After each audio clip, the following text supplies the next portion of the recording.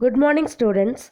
In this section, we are going to revise Lesson 3 in Geography, that is Components of Agriculture, for your unit test. Students, before entering into the section, please note down all the points which is presented in this video. Then only you can revise the content during the time of examination. Okay, let's start our revision. What is agriculture? Agriculture is a science or practice of farming, including cultivation of the soil for the growing of crops and rearing of animals to provide food, wool, and other products. Agriculture plays a critical role in the entire life of a given economy. Agriculture is the backbone of economic system of a given country. In addition to providing food and raw materials, agriculture also provides employment opportunities to very large percentage of the people. Students, do you know who is father of agriculture? Norman Ernest Borlaug was an American agricultural scientist and humanitarian. He is considered by some to be the father of modern agriculture and father of Green Revolution. He won the Nobel Peace Prize for his life work. Let's see what are the main steps involved in the agriculture practice. It includes preparation of soil, sowing, adding manure and fertilizers, irrigation, harvesting and storage. From these steps, you can analyze soil and water are the most important components for the cultivation of crops. Let's see the definition of soil and formation of soil and their types. Soil. Soil is the uppermost layer of the land surface, usually composed of minerals, organic matter, living organisms, air and water. Soil is one of the most important natural resources. India's varied natural environments resulted in a great variety of soils compared to any other country of similar size in the world.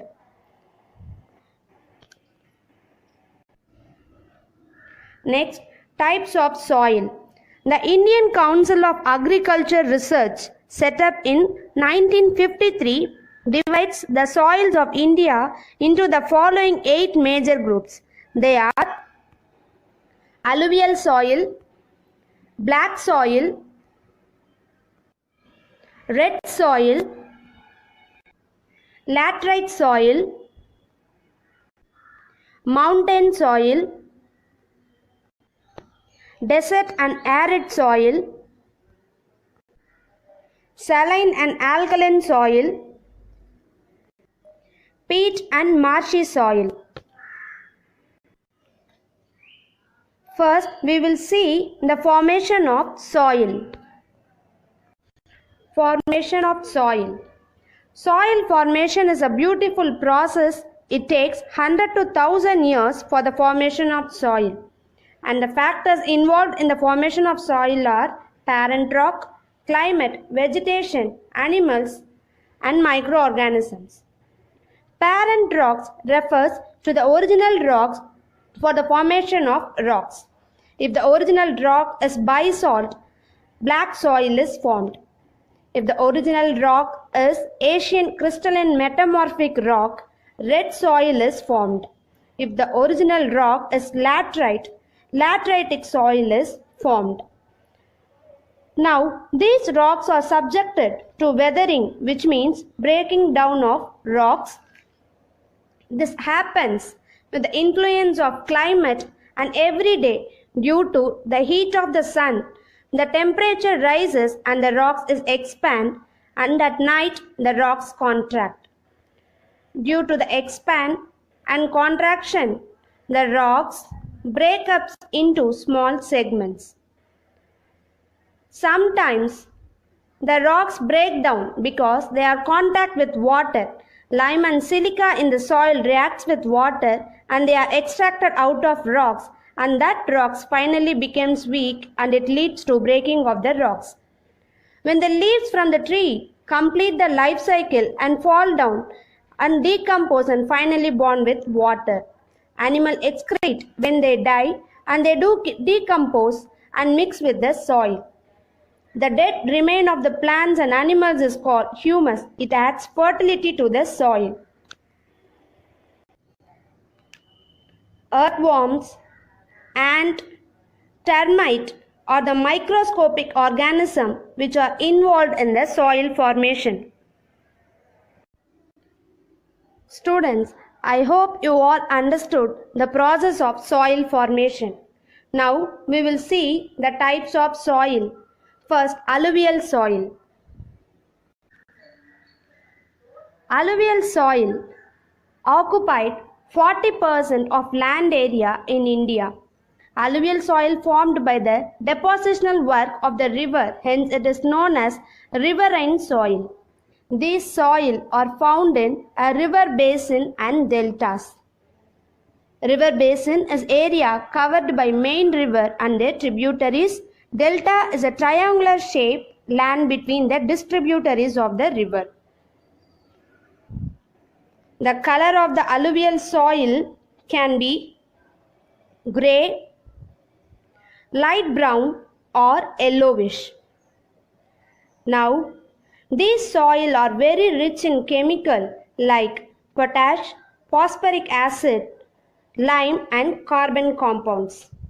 But at the same time, they are deficient in nitrogen and humus. Humus is a degradation of plant and animals. Alluvial soil is rich in clay, which help to retain water in high content. It is ideal for the growth of sugarcane, paddy, wheat and other cereal and pulses.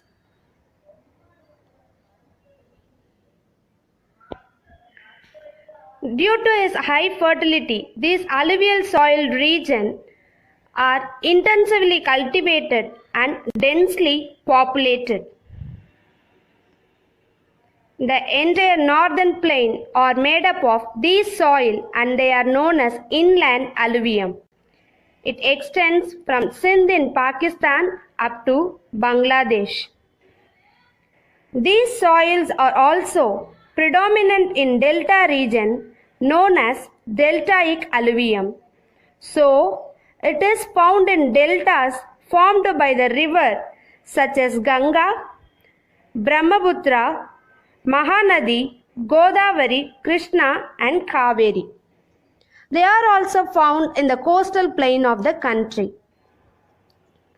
On the basis of its age, alluvial soil is classified into two groups.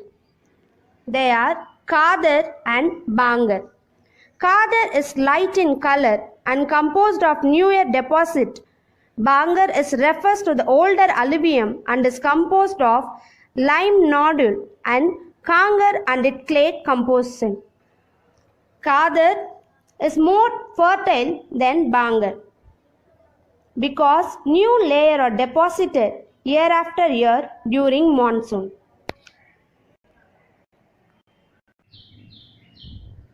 Crops can be grown in Khadar also, but after using manure and fertilizers.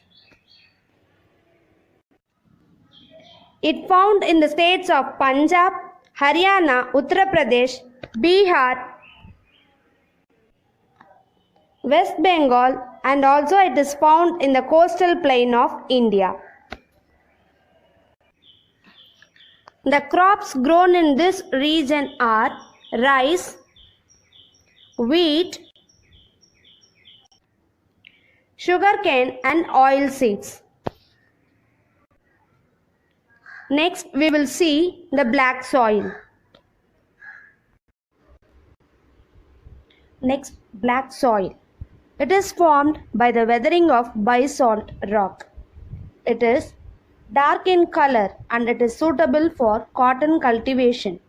So it is known as Reger soil or black cotton soil. The Reger soil are concentrated in Deccan Trap, which include Maharashtra, Gujarat, Madhya Pradesh, Telangana, Andhra Pradesh, Karnataka. We can find Reger soil even in some parts of Rajasthan. This has a high proportion of Limca P, that is lime, iron, magnesium, calcium, carbonate and potash. And it is deficient in NOP, that is nitrogen, organic matter and phosphorus. Crops growing in this region are tobacco, sugarcane, millet and cotton. The next type of soil is red soil. It is formed from Asian crystalline rock like granite etc. of the peninsular plateau. Under prolonged weathering of rainfall, it is converted into soil. It is red in color because of the presence of iron oxide. In some places, it may be brown or green in color, and it looks yellow when it is in hydrated form. It covers the states of Karnataka, Kerala, Tamil Nadu, Andhra Pradesh, Telangana, Odisha, Chhattisgarh, Jharkhand and the northeastern states. If you look this map, it is practically encircle entire black soil region on all sides. They extended northward region in the west and along the Konkan coast of Maharashtra. Characters of red soil.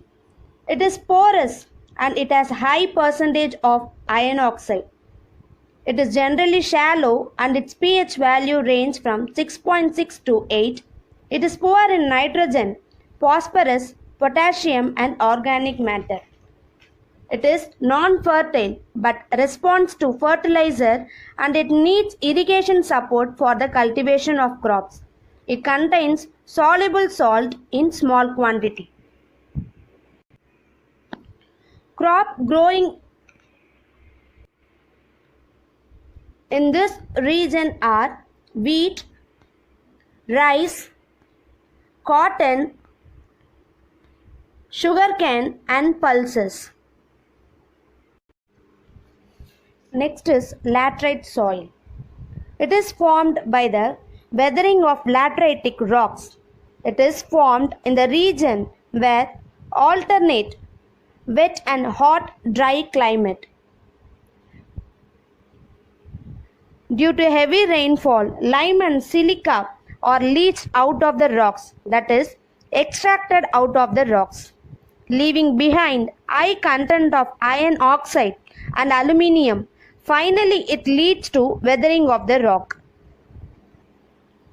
It is also red in color with high content of iron oxide and it is poor in nitrogen and lime and rich in iron.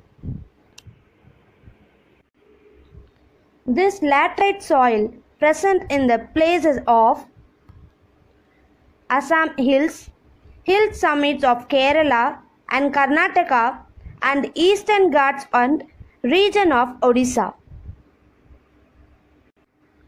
Crops growing in this soil are coffee, rubber, cashew nut and tapioca. Next, mountain soil. It is differ from region to region depending on climate.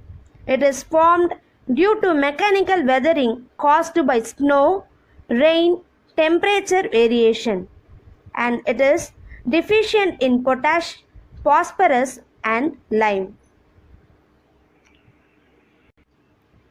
It is very rich in humus. Slow decomposition makes it acidic. It covers the states of Jammu and Kashmir, Himachal Pradesh, Uttarakhand and Sikkim, Eastern and Western Ghats. Crops growing in this region are coffee, tea, rice, maize, tropical fruits and various types of spices.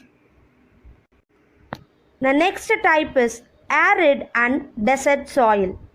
It is formed due to prevalence of the dry climate, high temperature and accelerated evaporation. The soil is dry.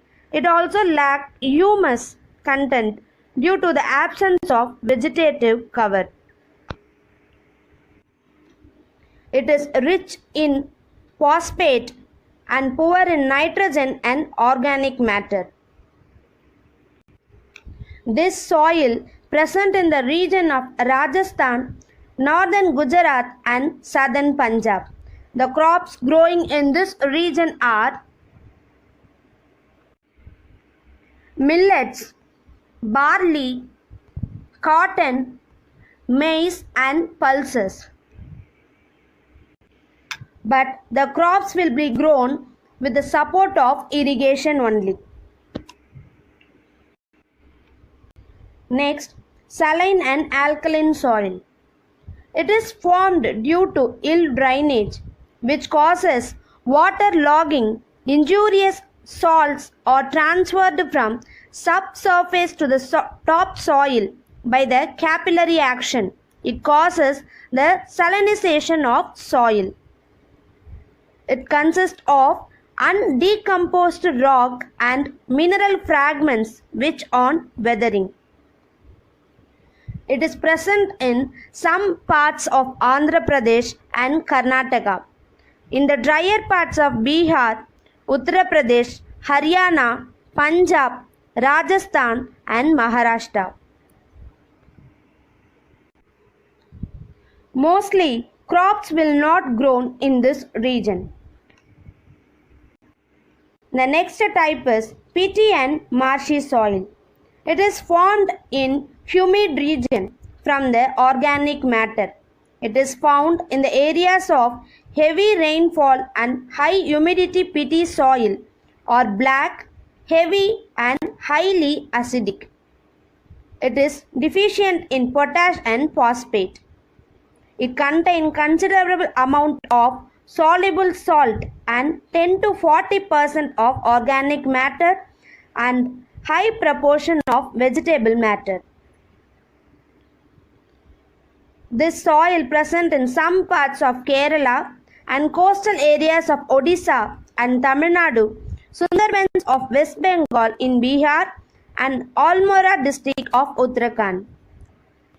The crop growing in this region are paddy, jute. Next, we are going to see soil degradation. Soil degradation is an acute problem in India. According to a 2015 report of the Indian Institute of Remote Sensing, they estimated the amount of soil erosion that occurred in India was 147 million hectares. The main problems of the Indian soils are soil erosion, degradation of soil, water logging, saline and alkaline. We can prevent the soil degradation and erosion by the following methods, that is afforestation, constructing dams and barrages, preventions of overgrazing, some improved methods of agriculture practices, that is counter method, rotation of crops, strip cropping, planting of shelter belts, adopting the techniques of sustainable agriculture or conservation methods for better soil management. Irrigation. Water is essential for the germination growth of plant.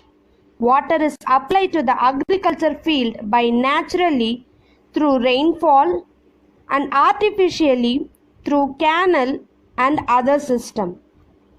The artificial supply of water to agriculture fields is called irrigation. Irrigation to the agriculture fields are done by different methods. Before seeing that methods, let us know how irrigation is important for the crop production. In the absence of rainfall, irrigation maintains the minimum amount of water required for the crop production. It maintains the proper growth for the crops and helps to protect them against frost and hot air currents. In duration and amount of irrigation is based on type of soil, crop and also the season of sowing. Next, sources of irrigation. In India, different sources of irrigation are used depending upon the topography, soils, rainfall, availability of surface or groundwater, nature of river, whether perennial river or non-perennial river, requirements of crops, etc. The main sources of irrigation used in different parts of the country, they are canal irrigation, well irrigation and tank irrigation. Let us see one by one. Canal irrigation. Canal irrigation is the second most important source of irrigation in our country. Percentage of area under canal irrigation in our country is 24%. Canals are the effective source of irrigation in areas of low level relief, deep fertile soils, perennial source of water and extensive command area. The canal irrigation are of two types. They are inundation canals and perennial canals. First, let us see inundation canals. In this, water is taken out directly from the rivers without making any kind of barrage or dam. Such canals are useful for the diversion of flood water from the river and remain optional during rainy season. Next, perennial canals. These are developed from perennial rivers by constructing barrage to regulate the flow of water. In our country, most of the canals falls under this category. These canals are useful for irrigation purpose also. In India, the total area under canal irrigation is about 15.8 million hectares in 2014.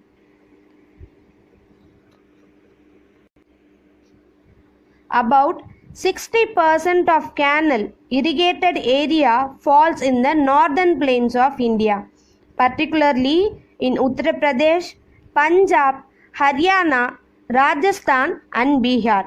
In south and central India, Andhra Pradesh, Maharashtra, Karnataka, Madhya Pradesh, Chhattisgarh, Odisha and Tamil Nadu are the important states where canal irrigation is found.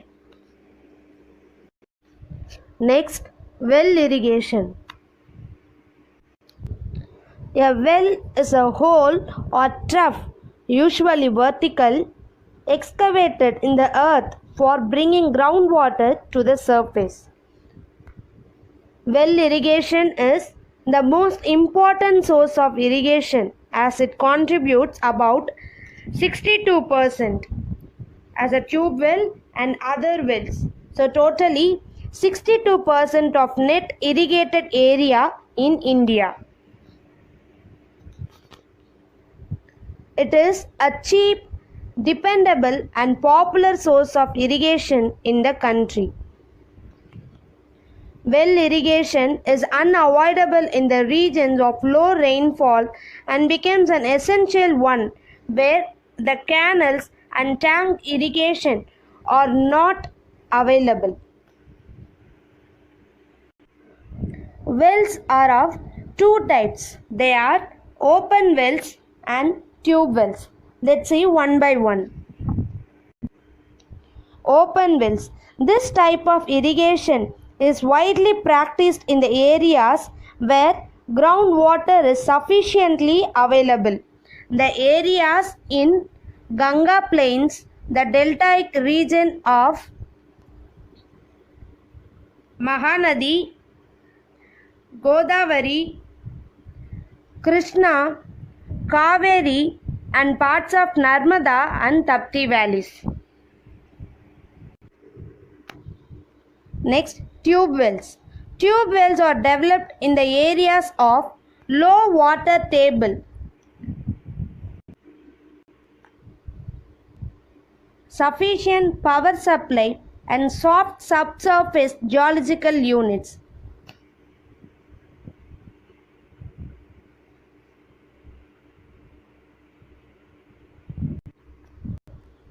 Tube wells are predominant in the states of Gujarat, Maharashtra, Punjab, Madhya Pradesh and Tamil Nadu. Next, tank irrigation. A tank is a natural or man-made hollow on the surface developed by constructing a small mound around it across a stream. It is used to collect and store water for irrigation and other purposes. Irrigation by tanks is a very old system in India. It also includes irrigation from lakes and ponds. The tank irrigation system is popular in the peninsular India due to the following reasons. They are: the undulating relief and hard rocks make difficult to dig canals and wells. Natural depression serve as reservoirs. Next, absence of perennial rivers. Then, impermeable rock structure which do not permit percolation. Then, the scattered nature of population and agricultural field. Next, modern irrigation method. There are many ways in modern irrigation. Among them, mostly practiced and following in India are using drip irrigation, sprinkler irrigation and polyhouse central pivot irrigation. Drip system is used to watering like drops at near the root of plants. It will cover a tiny area at plant but suitable for big trees and horticulture plants too, which is used to grow bigger. The next important modern irrigation method is rain gun method. Rain gun used to spread water like rain as in name and used to serve for crops which is used to grow up to 4 feet or high also, but we have to adjust sprinklers height as per crop size. The rain gun is used to spread water like rain to crops. Next, central pivot irrigation. Sometimes it called central pivot irrigation. It is also called water wheel and circle irrigation. It is a method of crop irrigation in which equipment rotates around a pivot and crops are watered with sprinklers. So, these are the few methods which is used to supply water for the crops. They are drip irrigation, sprinkler irrigation, center pivot irrigation. Next, multi-purpose river valley project. It is a scientific management of water resources in our country. Construction of dam across river is aimed at many purposes. Hence, it is termed as multi-purpose river valley projects. The various purposes of a dam serves are irrigation, hydropower generation, water supply for drinking and industrial purpose, controlling floods, development of fisheries, navigation, etc. Generally, majority of multipurpose projects are combination of irrigation and hydropower, which are the major aims of the project. Next, types of farming. Agriculture is a process of primary activity which includes growing of crops, fruits, vegetables, flowers, and rearing of livestock. Though India is industrially a fast developing nation, still the agriculture in India employs more than 50% of the population of the country and accounts for about 25% of the national income. Based on the land, the farming can be classified into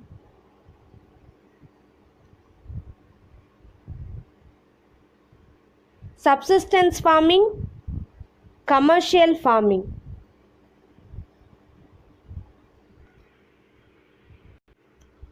This subsistence farming can be classified into two types. One is primitive subsistence farming and intensive subsistence farming. Primitive subsistence farming. In this, agricultural land holding is small. As the farmers are poor, they can't apply the modern inputs which cost more.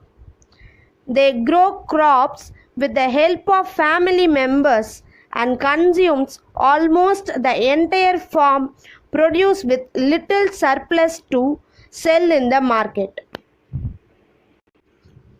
Next, shifting agriculture. This type of agriculture is performed by tribal people in a piece of forest land after clearing the trees through felling and burning the trunks and branches. It is also called as slash and burn cultivation. Once the land is cleared, crops are grown for 2 to 3 years and the land will get abandoned as the fertility of the soil decreases. The farmers then move to the new areas and the process will be repeated. Next, intensive farming. It is an agricultural intensification and mechanization system that aims to minimize yield from available land through means such as heavy use of pesticides and chemical fertilizers. It has also been applied to the raising of livestock with billions of animals such as chickens, cows, etc. Next is dry farming. This type of farming is practiced in arid areas where irrigation facilities are lacking. Crops can be cultivated in these areas with withstand dry conditions. The crops grown generally with the help of irrigation are also grown under dry farming.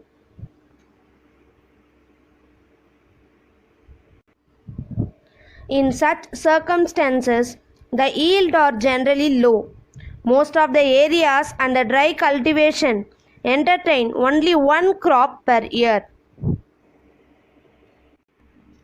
Next, Mixed farming agriculture. It is defined as a system of farm which includes crop production, raising livestock, poultry, fisheries, beekeeping, etc. to sustain and satisfy as many needs of the farmer as possible. Next one is terrace cultivation. This type of cultivation is practiced especially in hilly areas where lands are of sloping nature. The hill and mountain slope are cut to form terraces and the land is used in the same way as in common agriculture. Since the availability of flat land is limited, the terraces are made to provide small patches of level land. Soil erosion also checked due to terrace formation on hill slope. Major crops cultivated in India. The major crops of India are divided into four major categories. They are food crops, cash crops, plantation crops and horticulture crops. Let's see one by one. Food crops. Food crops include rice, wheat, maize, etc. Due to its large population, Indian agriculture is largely dominated by the food crops. Let me see some food crops which is cultivated in our country in detail. Rice. India is the second largest producer of rice in the world after China. It is mainly a tropical crop and it is staple food crop of majority of peoples and also it is a kharif crop. It requires about 25 degrees Celsius temperature for its growth.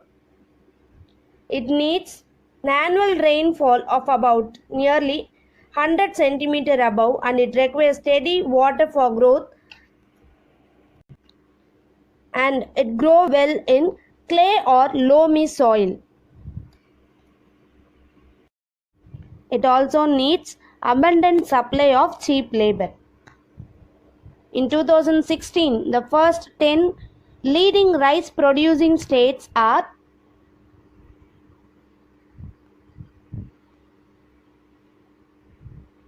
West Bengal, Uttar Pradesh,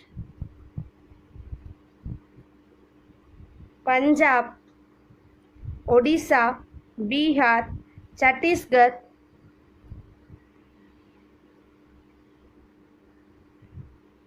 Telangana, Andhra Pradesh, Tamil Nadu, Assam. These are the 10 leading producers of rice in our country. Next, wheat. Wheat is the second most important food crop of the country. It requires 10 to 15 degrees Celsius temperature at the time of sowing and 20 to 25 degrees Celsius at the time of ripening of grains.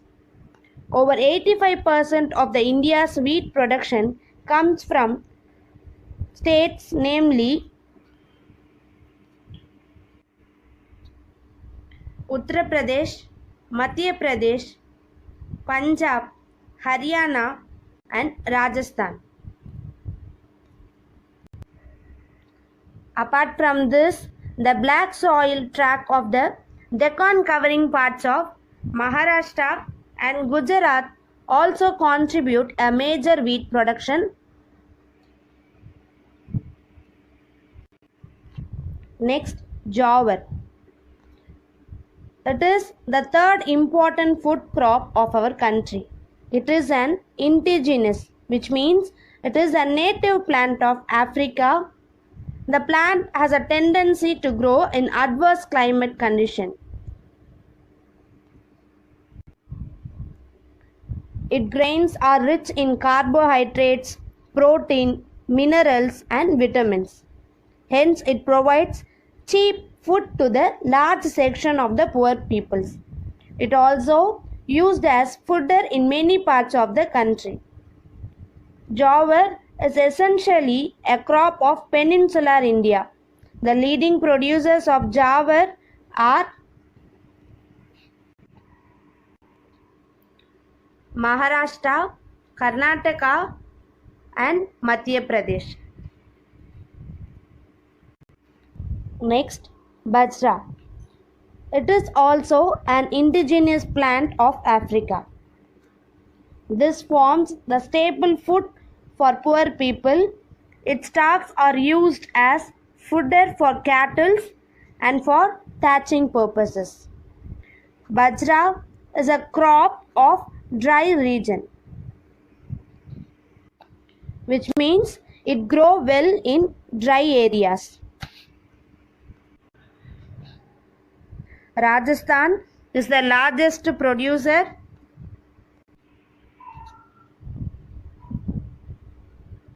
of bajra, followed by Uttar Pradesh and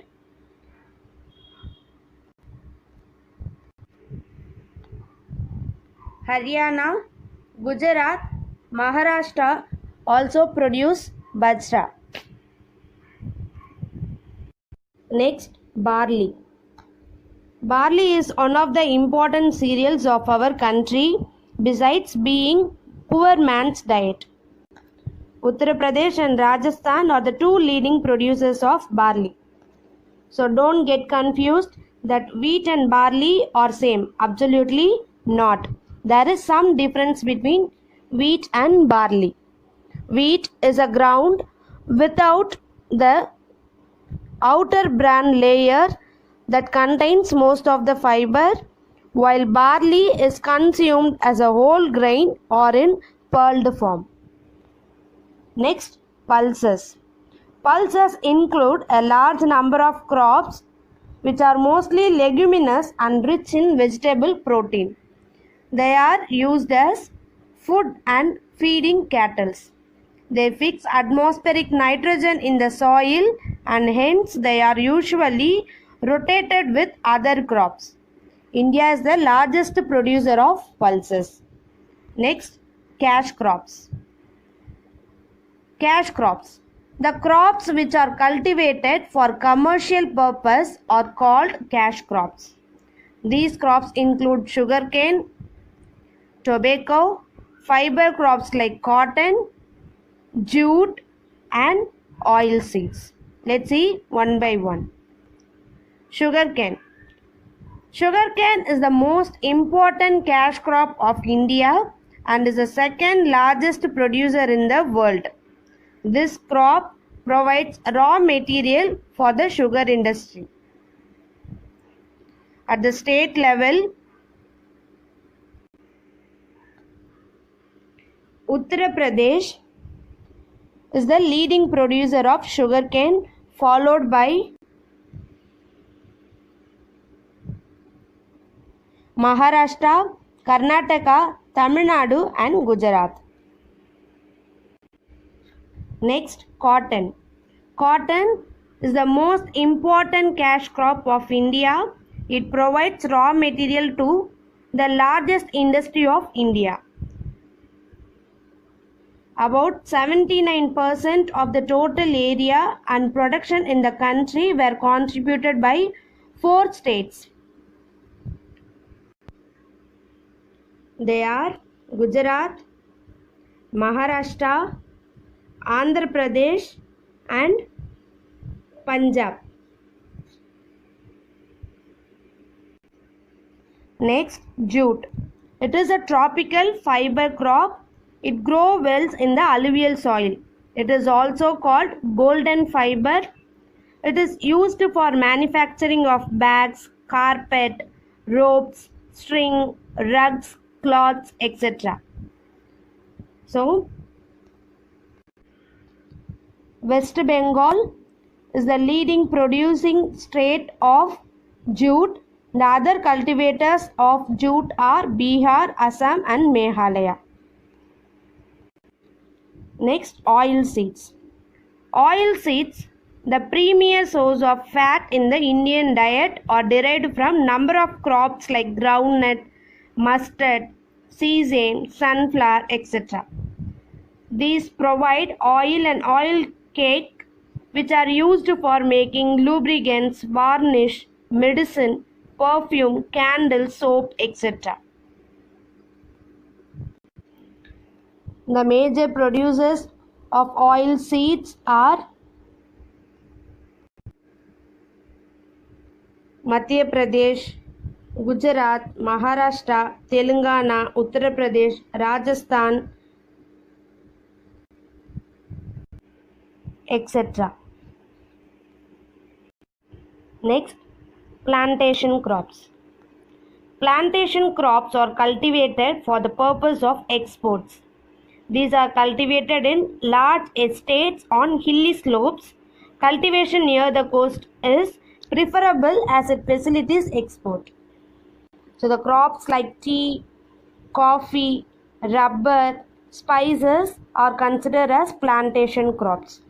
Let's see one by one. Tea. Tea is an evergreen plant that mainly grows in tropical and subtropical climates. Tea is a labor intensive and grows faster under light shade. Tea plants require high rainfall, but its roots cannot tolerate waterlogging. India is the second largest producer of tea after China in the world.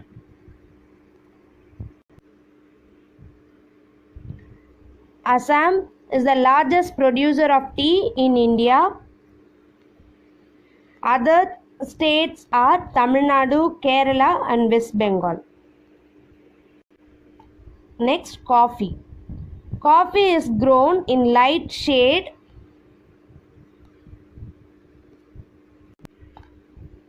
and it grows effectively in the altitudes between 1000 and 1500 meter above mean sea level. The two main varieties of coffee are Arabica and Robusta.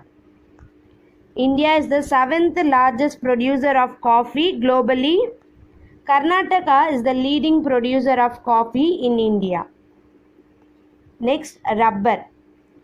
Rubber plantation were first established in Kerala. It needs hot and wet climate condition. The temperature is about 20 degrees Celsius. It needs rainfall above 300 centimeter. The major rubber growing areas are Tamil Nadu, Kerala, Karnataka, Andaman and Nicobar Islands. Next, spices. India has been world famous for its spices since ancient times. These spices mostly used for flavoring or tempering cooked food and for preparing medicines, dyes, etc. Pepper, chili, turmeric, ginger, cardamom, clove, nut are the major spices cultivated in India. Kerala is the leading producer of spices in India. Next, horticulture crops. It refers to the cultivation of fruits, flowers and vegetables.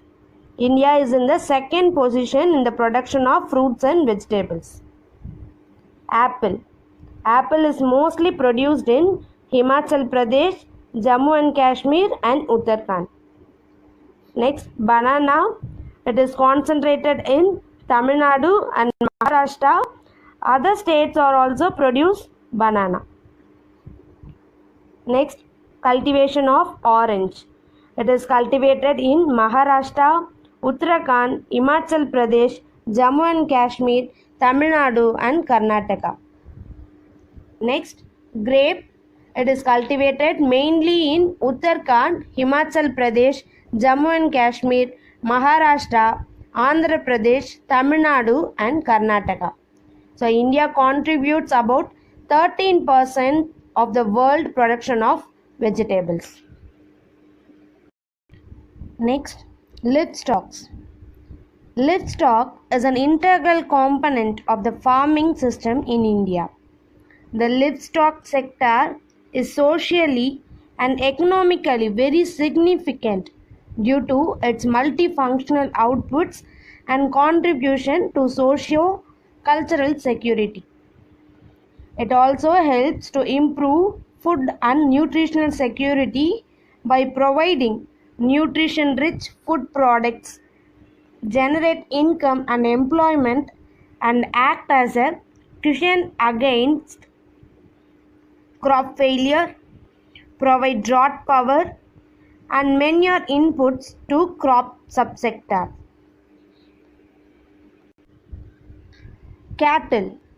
It constitutes 37.3% of livestock population in India. India has second largest cattle production after Brazil at world level. Then goats. The goat is the poor man's cow, providing milk, meat, skin and hair. It is the main source of meat for the country. Next, buffaloes. They are an important source of milk supply for India. Next is about fisheries. Fisheries in India are a very important economic activity and a flourishing sector with varied resources and potentials.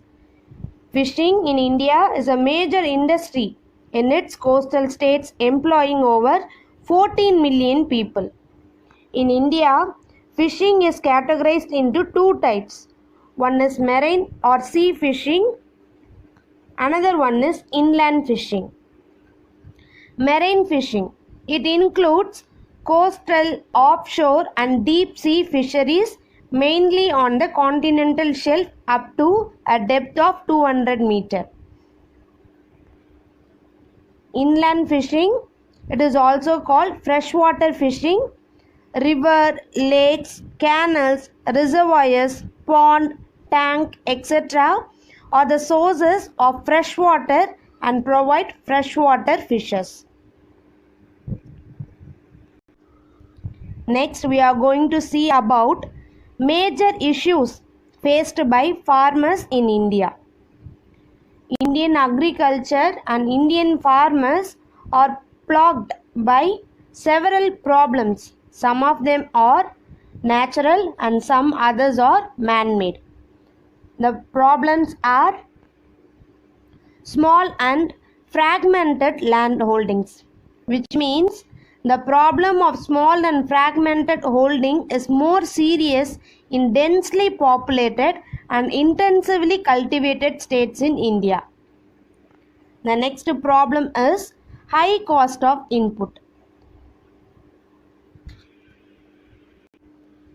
In this, seed is a critical and basic input for attaining higher crop yield and sustained growth in agriculture production.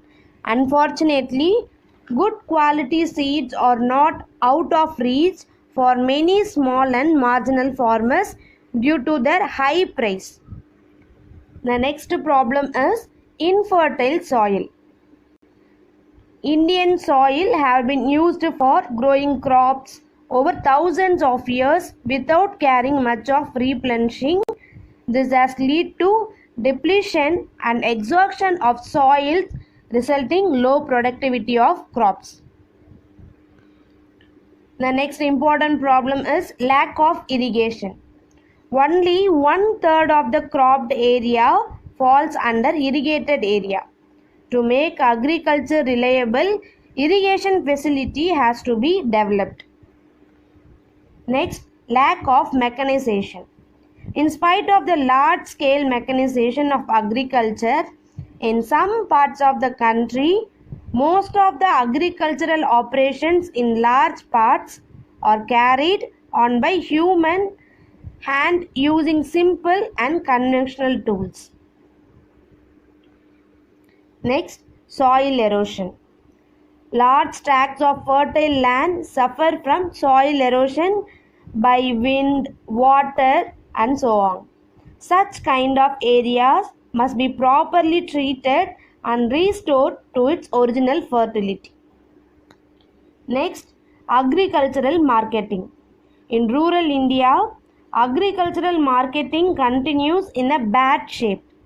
Due to the absence of sound marketing facility, the farmers have to depend on local traders and middlemen for the disposal of their farm products, which is sold at low price. Besides, there is a fluctuation in the prices of agriculture products. The next problem is inadequate storage facilities. Storage facilities in the rural areas are either totally absent or grossly inadequate. Under such conditions, the farmers are compelled to sell their products immediately after the harvest, irrespective of the condition of market. Next, inadequate transport. One of the main handicaps with Indian agriculture is the lack of cheap and efficient means of transport. Even at present, there are lack of villages which are not well connected with main road or with market center. The next problem is scarcity of capital. Capital means money. Agriculture is an important industry which requires a huge capital. The role of capital plays a major role in the purchase of advanced farm machineries and equipments. So these are the major problems which is faced by our Indian farmers. Next, agricultural revolution in India. You know only green revolution, but apart from that, there are so many revolutions present in our country. They are yellow revolution. It is for oil-seed production, especially mustard and sunflower. Next, blue revolution. It is for fish production. Next, brown revolution. It is for leather, non-conventional products. Then, golden fiber revolution. We already saw jute is also called golden fiber. So for that, jute production comes under golden fiber revolution. Next, golden revolution. In this, fruit, honey production, horticulture development comes under this revolution. Next, grey revolution. It is for fertilizers. Next, pink revolution. It is for onion production, pharmaceuticals and prawn production. Next, evergreen revolution. Overall production of agriculture comes under this Revolution Act. Next, silver revolution. It is for egg production or poultry production. Next, silver fiber revolution. It is for cotton production. Next, red revolution. It is for meat production or tomato production. Next, round revolution. It is for potato. Next, green revolution. It is for food grains development. At last, white revolution. It is for milk and milk product production.